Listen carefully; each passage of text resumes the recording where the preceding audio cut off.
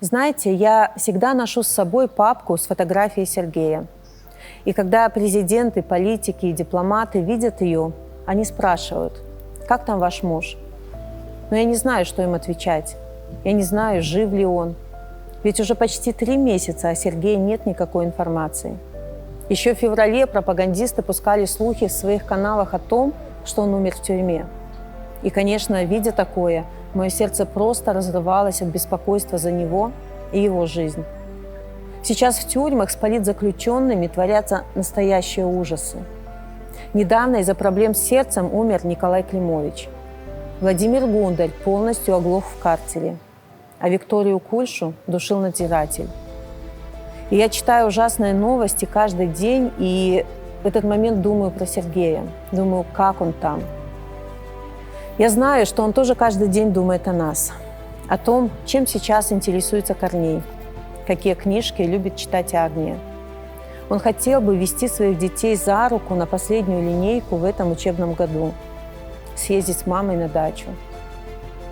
Все эти 3 года Сергей пишет стихотворения, и ему точно интересно, доходят ли они до нас, читает ли их кто-то, что мы чувствуем и о чем думаем, когда видим строчки, написанные им. И, конечно, для Сергея важно, что сейчас происходит на его YouTube-канале, ведь именно он был для него связью с людьми по всей стране.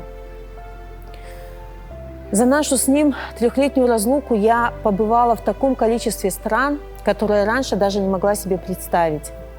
Хотя на самом деле я мечтаю вернуться домой и жить с Сергеем и детьми в свободной Беларуси. Мы могли бы поехать куда-то вместе, на Вроцлавские озера или Нарочь, побывать в Беловежской пуще, поплавать в Припяти. Или просто поехать с Сергеем и детьми на дачу. Жарить шашлыки, смотреть, как играют Агния и Корней на детской площадке, которую мы сами, своими руками построили. Ведь именно так я могла бы отдохнуть с душой, рядом со всей своей семьей. Все эти 3 года я держу себя в руках, когда меня спрашивают о самом родном человеке. Ведь мало кто из спрашивающих на самом деле понимает, что это такое. Но понимаете вы, мои дорогие. Ведь когда Сергей позвонил мне из тюрьмы, я сказала ему: я держусь благодаря белорусам. Так было тогда, так есть и сейчас.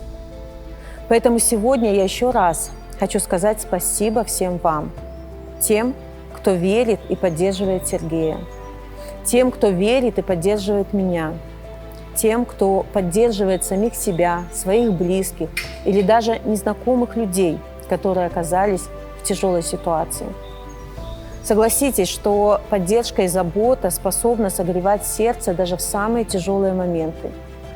Поэтому я прошу вас беречь друг друга, почаще помогать и благодарить один одного. И ни в коем случае не давать обстоятельствам лишить вас эмоций и чувств.